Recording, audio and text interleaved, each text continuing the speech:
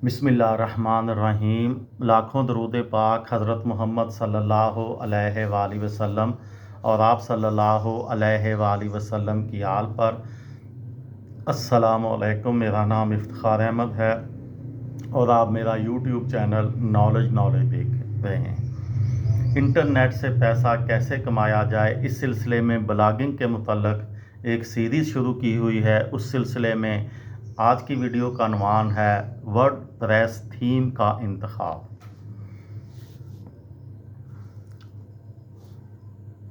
मुफ्त या premiere theme, इसका इन्हिसार इस बात पर है कि आप अपनी थीम को कैसा दिखाना चाहते हैं। अगर आप नए हैं तो आपके लिए मुनासिब यही है कि किसी मुफ्त थीम से काम का आगाज़ कीजिए और उसे अपनी ज़रूरत के हिसाब से कस्टमाइज़ कीजिए। जबकि आपकी ब्लॉग साइट पर मवाद बढ़ जाएगा तो फिर आप इसकी थीम तब्दील भी कर सकते हैं ताकि वो अपनी खूबसूरती और अमली अफादियत बरकरार रखते हुए पुरानी और नई ज़रूरतों को बखूबी पूरा कर सके।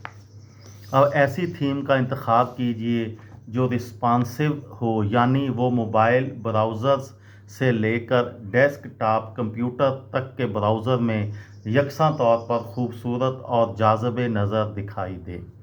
अच्छी रेटिंग वाली थीम्स, अपनी वेबसाइट पर कोई भी थीम इंस्टॉल करने से पहले ये देख लीजिए कि दूसरे वर्डप्रेस सार्फिन ने भी इसे अच्छा करार दिया हो। ये चीज़ थीम की रेटिंग कहलाती है, जिससे आपको इस थीम की खूबियों के बारे में अंदाज़ा हो जाता है। इसके अलावा किसी भी थीम को इंस्टॉल करने से पहले इसकी तफसीलात भी पढ़िए, जिनमें इस थीम के मुख्तलिफ़ फ़ीचर्स और फ़ालियत यानी फंक्शनैलिटी के बारे में बताया जाता है।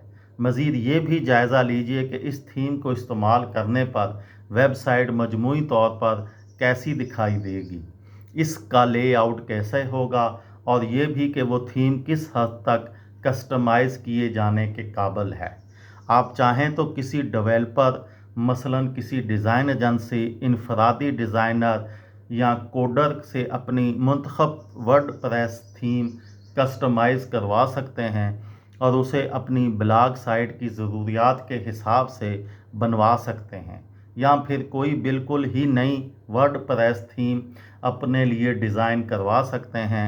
अलबत्ता ये ख़ासा महंगा सौदा है। नए ब्लॉगर्स की सहूलत को मद्देनज़र रखते हुए वर्डप्रेस की 10 मकबूल और मुफ्त थीम्स कुछ के नाम ये हैं: Neve, ocean blue, P, Hestia, Astra, Sydney, Zakra, GeneratePress, Customify, ColorMag, SuperMag. Theme install करने का सारा काम डैशबोर्ड में किया जाता है। थीम का काम मुकम्मल हो जाने के बाद वर्डप्रेस डैशबोर्ड में लॉग ऑन होने का वक्त आ गया है। अगर सिर्फ थीम कस्टमाइज़ करने की बात करें तो इसके लिए तब्दीलियां करने में वक्त तो अच्छा खासा लगता है, लेकिन इससे एक ब्लॉग साइट वजूद में आ जाती है जो फौरी तौर पर आपके मुमकिना कायरीन की तवज्जो हासिल कर सकती है। ब्लॉग साइट का ढांचा मुकम्मल होने के बाद अब आपको इसे मवाद यानी कंटेंट से भरना है। बस यूँ समझिए कि मकान तैयार है और अब उसे फर्नीचर, दीगर ज़रूरी सामान और आराइशी चीज़ों से सजाना है ताकि लोग उसकी तरफ मुतवज्जा हों और खुशी खुशी इस मकान में आएँ। ये तमाम ज़रूरियात आप अपने लिखे हुए मवाद यानी ब्लॉग से पूरी करते हैं, लिहाजा ज़रूरी है कि आपके ब्लॉगर्स कायरीन के लिए दिलचस्प, काबिल कदर और अगर हो सके तो तफरीह का ज़रिया भी हों। ये फ़ैसला आपको करना है कि आप अपने ब्लॉग्स में किस तरह का मवाद डालेंगे।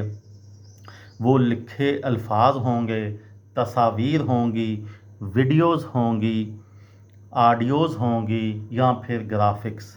ज़रूरी नहीं कि एक ब्लॉग में सिर्फ एक ही किस्म का मवाद हो। अपनी सहूलत वक़्त और वसाइल को देखते हुए आप अपने ब्लॉग में यक्के बाद दीगर मज़ामीन, पिक्चर पोस्ट्स, इन्फोग्राफ्स और वीडियोज़ भी लगा सकते हैं। एक बार फिर याद रखिए कि आपका असल मकसद ज़्यादा से ज़्यादा लोगों को अपने ब्लॉग्स की तरफ मुतवज्जा करना है, ताकि आपकी ब्लॉग साइट पर आने वालों की तादाद बढ़े। इंटरनेट की दुनिया में मवाद यानी कंटेंट ही वो अहम तरीन चीज़ है जो कायरीन को अपनी तरफ खींचती है। अब ये आप पर मुनहसर है कि आप अपने ब्लॉग्स को दिलचस्प और मालूमात से भरपूर बनाकर कायरीन की बड़ी तादाद को अपनी तरफ मुतवज्जा करते हैं, या फिर रवायती और फीके सीठे अंदाज में लिखकर कायरीन को मुतवज्जा करने में नाकाम रहते हैं। ये थी मेरी आज की वीडियो। किसी दोस्त को, किसी भाई को, किसी बहन को फ़ायदा हो तो मुझे दुआओं में याद रखिएगा। दिल दिल पाकिस्तान, जान जान पाकिस्तान। अस्सलाम वालेकुम।